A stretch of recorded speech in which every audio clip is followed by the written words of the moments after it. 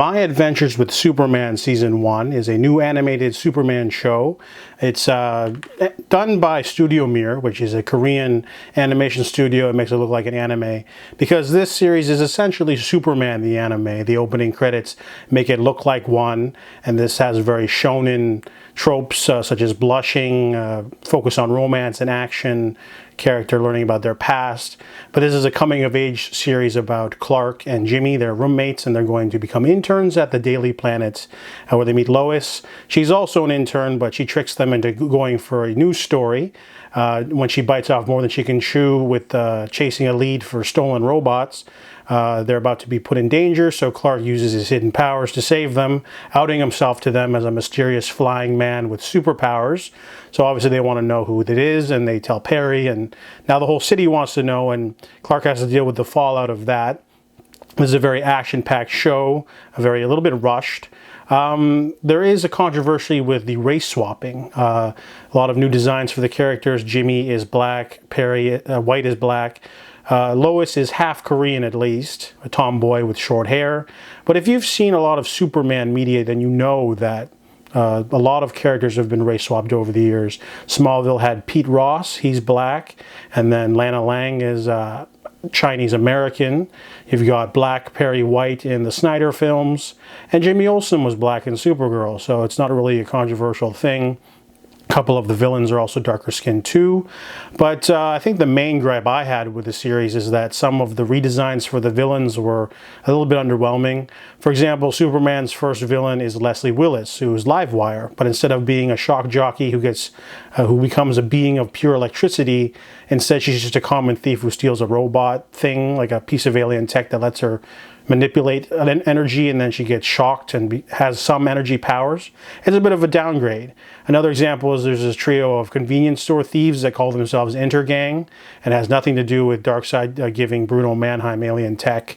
So it'd be like if you're watching a new Flash animated show and the Rogues, they call themselves the Suicide Squad because it'd be suicidal to go up against the Flash or something.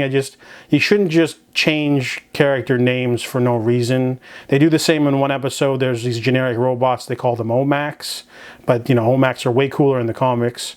And then there's also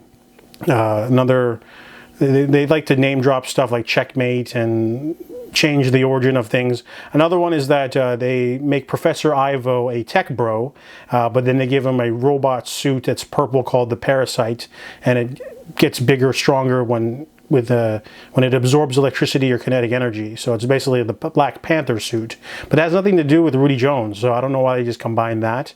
However, there's some really good character designs. There's Mr. Mixkespitalik.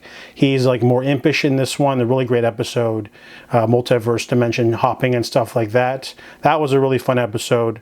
So sometimes the changes are good or bad depending on the episode.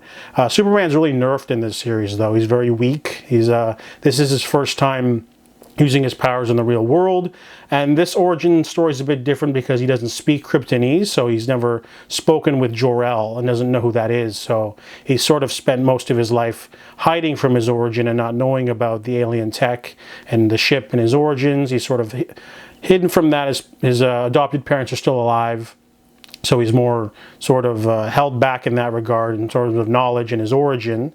And there's a lot of breathing room in this series. I like that there's no Easter eggs for Batman, Wonder Woman, Green Lantern, Flash. This is a Superman-centric series, so you're getting Superman stories. I like that a lot.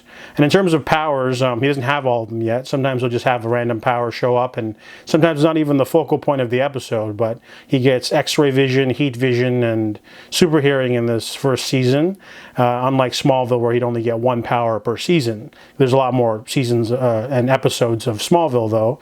I also liked how you could do new designs for future things too. Since it has an anime style and anime tone, you could do something funny with harem. You could have like Darkseid's female Furies show up and they all want to flirt with Clark or capture him or whatever, and that could be fun. Or Maxima shows up and makes Lois jealous. It could be hilarious.